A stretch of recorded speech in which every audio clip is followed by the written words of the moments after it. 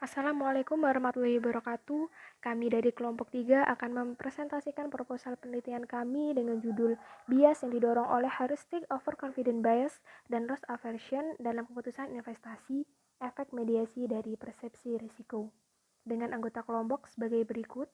Yang pertama ada Septinur Fadilah, kemudian Fadia Febi Andani, selanjutnya Nadwatul Khalifah, Reni Ilsanti Lutfia Utami, kemudian ada Hasanul Ufuah, dan yang terakhir ada Trihedi Diana. Selanjutnya, saya akan membacakan latar belakang. Yang pertama ada fenomena atau reset gap. Teori keuangan standar didasarkan pada asumsi bahwa pelaku pasar keuangan rasional. Mereka berpartisipasi dalam pasar tanpa gesekan dan membuat keputusan rasional setiap saat. Markowitz berpendapat bahwa investor individu rasional menghindari risiko dan lebih memilih risiko yang rendah daripada risiko yang tinggi untuk tingkat pengembalian tertentu. Investor menggunakan model dan teori keuangan standar yang berbeda dalam memperkirakan risiko dan pengembalian yang diharapkan saat membuat keputusan investasi. Namun nyatanya investor berperilaku tidak rasional di pasar. Mereka berdagang berlebihan, membeli saham terlepas dari nilai fundamentalnya, membeli apa yang dibeli teman mereka. Berdasarkan keputusan mereka terus kehilangan saham berdasarkan kinerja masa lalu dan saat mereka mendapat untung saham. Ada banyak faktor yang mempengaruhi proses pengambilan keputusan investasi, seperti kelemahan kognitif dan emosional, rasionalitas terbatas, penalaran intuitif, heuristik fundamental, informasi terbatas, kualifikasi, demografi, pengetahuan keuangan, tingkat pendapatan, anomali, dan pengalaman sebelumnya dengan investasi. Ada kebutuhan untuk menentukan bagaimana faktor-faktor ini mempengaruhi keputusan investasi. Overconfidence dan loss aversion bias adalah bias heuristik yang seolah-olah diandalkan oleh investor untuk mengurangi risiko kerugian karena keadaan yang tidak terduga. Ketika investor individu menggunakan heuristik, pengetahuan teknis dan kemampuan mereka untuk bernalar terganggu, menyebabkan kesalahan dalam penilaian. Akibatnya, investor membuat keputusan yang tidak rasional yang mempengaruhi kinerja investasi mereka. Banyak peneliti keuangan perilaku percaya bahwa heuristik ini dapat mempengaruhi dalam membuat keputusan keuangan dan perkirakan variabel keuangan, seperti pendapatan atau hasil material, dan mempengaruhi perilaku pasar keuangan. Literasi keuangan memainkan peran penting dalam mengatasi efek negatif dari heuristik. Jika investor menggunakan heuristik dengan memasukkan pengetahuan keuangan, dampak negatif dari faktor heuristik dapat dikurangi, sehingga investor dapat secara aktif memanfaatkan heuristik dalam kegiatan pengelolaan investasinya. Selanjutnya untuk rumusan masalah. Yang pertama, apakah overconfidence mempengaruhi kualitas keputusan investasi? Yang kedua, apakah loss aversion bias mempengaruhi keputusan investasi? Kemudian yang ketiga, bagaimana overconfidence mempengaruhi keputusan investasi investor individu di Bursa Efek Indonesia dengan peran mediasi persepsi risiko. Dan yang terakhir, bagaimana loss aversion bias mempengaruhi keputusan investasi investor individu di Bursa Efek Indonesia dengan peran mediasi persepsi risiko. Tujuan penelitian. Penelitian ini bertujuan untuk mengetahui dampak dari heuristik overconfidence dan loss aversion bias pada keputusan investasi investor individu di Bursa Efek Indonesia (BEI) dengan peran mediasi risiko. Manfaat penelitian: menambah literatur di bidang investasi dan sebagai referensi penelitian selanjutnya. Dua penelitian diharapkan memberikan masukan dan informasi bagi pembuat kebijakan dan regulator pasar saham sebagai pengambil kebijakan dalam memahami mekanisme dan peran faktor perilaku dalam proses pengambilan keputusan investor. Memberi masukan dan informasi bagi semua pihak yang tertarik dengan kajian dampak heuristik overconfidence dan loss aversion bias pada keputusan investasi investor individu. Selanjutnya dapat memfasilitasi penasihat keuangan dalam mendapatkan pemahaman tentang psikologi pelanggan mereka. Ini membantu mereka dalam merancang portofolio yang dimodifikasi secara perilaku, membantu ahli strategi keuangan untuk membuat perkiraan, dan membantu analis dalam merumuskan rekomendasi saham yang efisien. Selanjutnya yaitu tinjauan pustaka.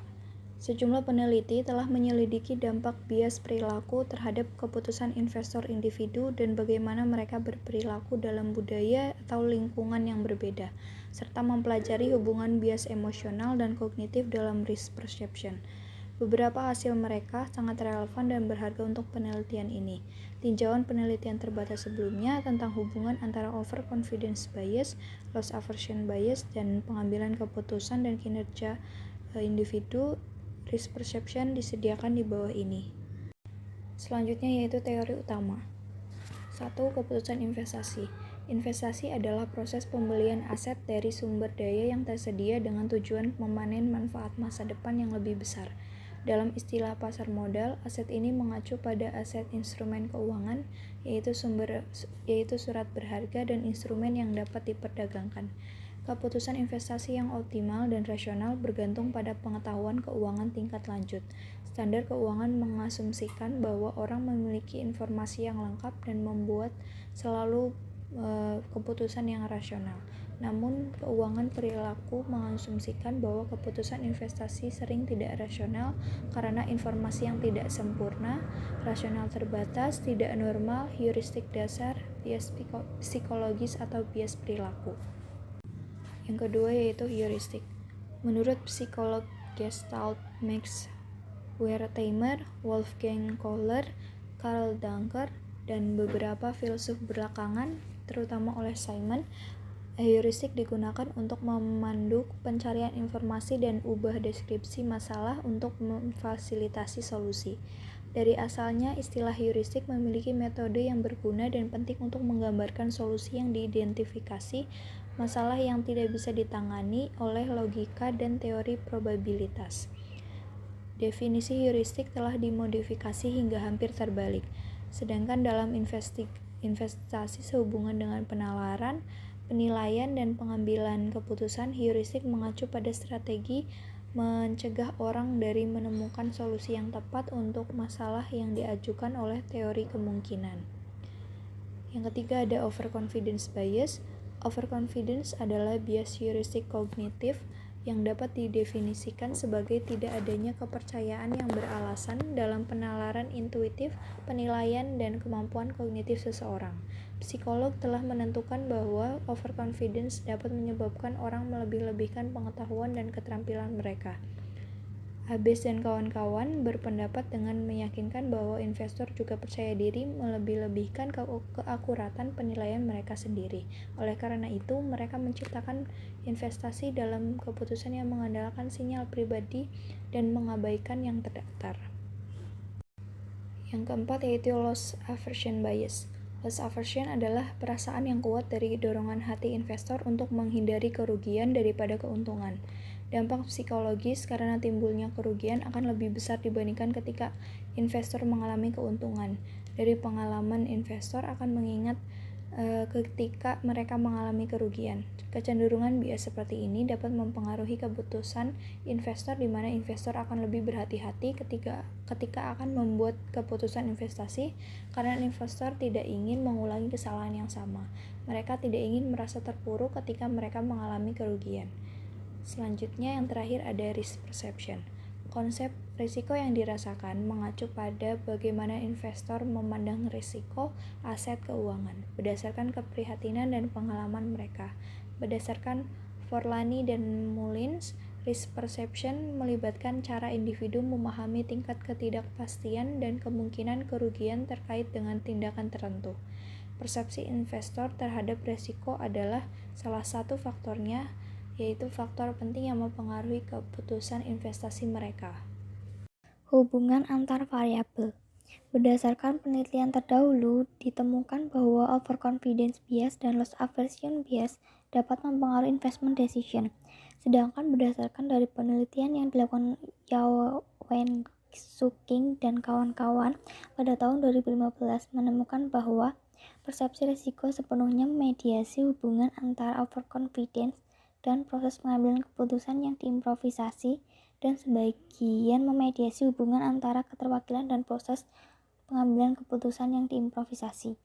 Sehingga variabel persepsi risiko dapat digunakan sebagai mediasi antara overconfidence bias dan loss aversion bias dengan keputusan investasi. Kerangka pemikiran teoritis. Bagian di atas merupakan kerangka berpikir dari penelitian ini, di mana variabel overconfidence bias dan loss aversion bias berhubungan dengan investment decision dengan peran mediasi risk perception. Selanjutnya, hipotesis penelitian. Kami menggunakan 6 hipotesis, diantaranya hipotesis pertama, bias overconfidence memiliki pengaruh negatif yang signifikan terhadap keputusan investasi investor individu di BEI. Hipotesis kedua, bias overconfidence secara negatif berkaitan dengan persepsi risiko individu di BEI. Hipotesis ketiga, loss aversion bias memiliki pengaruh negatif yang signifikan terhadap keputusan investasi investor individu di BEI. Hipotesis keempat, loss aversion bias secara negatif berkaitan dengan persepsi risiko individu investor di BEI. Hipotesis kelima, persepsi risiko investor individu di BEI memiliki pengaruh negatif yang signifikan mempengaruhi keputusan investasi mereka. Hipotesis keenam, persepsi risiko memediasi hubungan antara overconfidence dan investasi keputusan investor individu di BEI. Selanjutnya, metode penelitian. Yang pertama ada populasi sasaran. Kami menggunakan investor individu di BEI sebagai populasi sasaran kami. Kemudian penelitian ini dilakukan dalam konteks Indonesia, serta fokusnya adalah pada keputusan individu di pasar ini. Kemudian pengambilan sampel dan pengumpulan data. Tujuan utama dari penelitian ini untuk mengeksplorasi mekanisme di mana heuristik terlalu percaya diri mempengaruhi keputusan individu yang beroperasi di BEI. Oleh karena itu, kami menggunakan 365 kuesioner yang dikirim langsung ke investor individu Indonesia yang saat ini berdagang di BEI. Selanjutnya, pengertian dan pengukuran variabel. Yang pertama, variabel dependent atau variabel terikat. Variabel terikat merupakan variabel yang dipengaruhi oleh variabel bebas. Dalam penelitian ini menggunakan variabel terikat yaitu keputusan investasi. Pengambilan keputusan investasi dapat diukur menggunakan besar alokasi dana pada low risk asset dan high risk asset. Indikator yang digunakan dalam pengukuran variabel keputusan investasi yaitu persentase investasi pada low risk asset seperti pada tabungan, deposito, dan persentase investasi pada high risk asset seperti pada rumah, tanah, dan emas. Dalam penelitian ini, pengukuran variabel menggunakan skala nominal dengan diberi kode angka 1 jika persentase low risk asset lebih besar dari high risk asset. Kemudian angka 2 jika persentase high risk asset lebih besar dari low risk asset. Variabel yang kedua, variabel independen atau variabel bebas. Variabel bebas merupakan variabel yang mempengaruhi atau menyebabkan perubahan pada variabel terikat. Variabel bebas yang digunakan dalam penelitian ini adalah bias overconfidence dan loss aversion. Dalam penelitian ini, variabel overconfidence diukur menggunakan skala Likert dari pernyataan yang menunjukkan overconfidence dengan 5 kategori respon dengan skala 1-5 yaitu 1 sangat tidak setuju, 2 tidak setuju, 3 kurang setuju, 4 setuju, dan 5 sangat setuju. Variabel independen yang kedua yaitu loss aversion. Variabel loss aversion diukur dengan skala Likert dari pernyataan yang menunjukkan loss aversion dengan 5 kategori respon dengan skala 1-5 yaitu 5 sangat tidak setuju, 4 tidak setuju, 3 kurang setuju, 2 setuju, dan 1 sangat setuju. Variabel yang ketiga yaitu variabel mediasi. Menurut Tugham dalam Sugiono 2014, variabel mediasi adalah variabel yang secara teoritis mempengaruhi hubungan antara variabel independen dengan variabel dependen menjadi hubungan yang tidak langsung sehingga tidak dapat diamati dan diukur. Variabel mediasi yang digunakan dalam penelitian ini adalah risk perception atau persepsi resiko.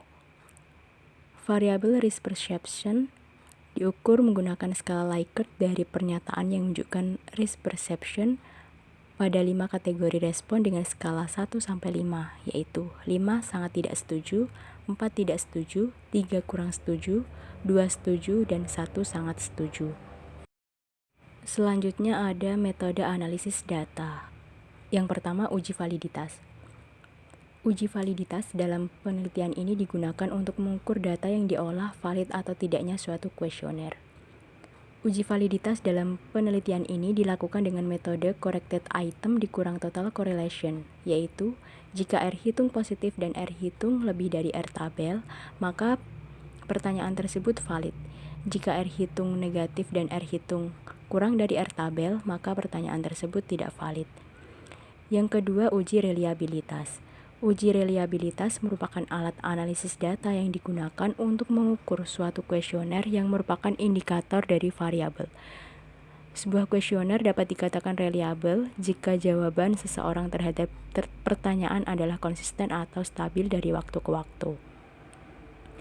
Suatu variabel dikatakan reliable jika menunjukkan nilai Cronbach alpha lebih dari 0,6, sedangkan suatu variabel dikatakan tidak reliable jika menunjukkan nilai Cronbach alpha kurang dari 0,6. Uji yang ketiga yaitu uji asumsi klasik. Ada 3 uji dalam uji asumsi klasik. Yang pertama, uji normalitas. Uji normalitas merupakan alat analisis data yang digunakan untuk menguji apakah variabel pengganggu atau residual memiliki distribusi normal dalam regresi. Uji statistik yang digunakan dalam penelitian ini yaitu menggunakan uji statistik Kolmogorov-Smirnov. Uji KS ini dilakukan dengan membuat hipotesis H0 data residual berdistribusi normal dan H1 data residual tidak berdistribusi normal. Yang kedua, uji multikolinearitas. Uji multikolinearitas merupakan alat analisis data yang digunakan untuk menguji terkait korelasi variabel independen dalam model regresi. Untuk menganalisis ada atau tidak adanya multikolinearitas di dalam model regresi, yaitu jika nilai tolerance lebih dari sama dengan 0,1 atau VF kurang dari sama dengan 10, maka tidak terdapat multikolinearitas. Jika nilai tolerance kurang dari sama dengan 0,1 atau VF lebih dari sama dengan 10, maka terdapat multikolinearitas. Yang ketiga, uji heteroskedastisitas. Uji heteroskedastisitas merupakan alat analisis data yang digunakan untuk menguji kecenderungan mengenai ketidaksamaan varians dari residual satu pengamatan ke pengamatan yang lain dalam model regresi. Uji heteroskedastisitas ini dilakukan dengan menggunakan uji PAC dengan ketentuan yaitu jika nilai signifikan lebih dari 0,05 maka terdapat heteroskedastisitas. Jika nilai signifikan kurang dari 0,05 maka tidak terdapat heteroskedastisitas. Selanjutnya, uji hipotesis. Ada 2 uji dalam uji hipotesis. Yang pertama, analisis regresi linear berganda. Penelitian ini menggunakan analisis regresi linear berganda yang bertujuan untuk mengetahui arah hubungan antara 2 variabel independen terhadap variabel dependen, yang mana apakah memiliki hubungan positif atau negatif antara variabel independen dan variabel dependen. Yang kedua, uji statistik. Uji statistik digunakan untuk menganalisis pengaruh variabel mediasi risk perception. Dalam penelitian ini adalah analisis partial least square atau PLS dengan metode Structural Equation Model atau SEM. Uji statistik PLS dengan metode Structural Equation Model atau SEM digunakan untuk menguji hubungan antara konstruk laten dalam hubungan linear maupun nonlinear dengan berbagai bentuk indikator. PLS-SEM merupakan metode analisis variance-based SEM yang mampu menganalisis hubungan struktural antar variabel dalam suatu model penelitian. Sekian presentasi dari kelompok kami, kurang lebihnya mohon maaf. Wassalamualaikum warahmatullahi wabarakatuh.